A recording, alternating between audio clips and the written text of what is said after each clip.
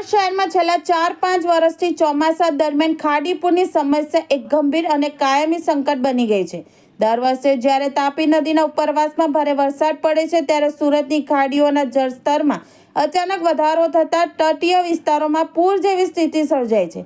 આ સમસ્યાના કારણે લાખો નાગરિકોને આર્થિક નુકસાન વેઠવું પડે છે અને જનજીવન અસ્તવ્યસ્ત થઈ જાય છે। જેથી કરીને સુરતમાં ચોમાસામાં ખાડીપુર ના આવે તે માટે કામગીરી શરૂ કરવામાં આવી રહી છે।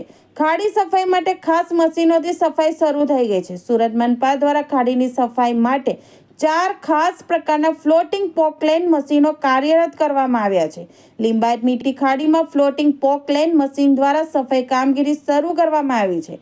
ખાડીના એવા ભાગમાં જ્યાં સફાઈ માટે સામાન્ય રીતે રસ્તો હોતો નથી ત્યાં આ મશીનોથી કામગીરી કરાશે।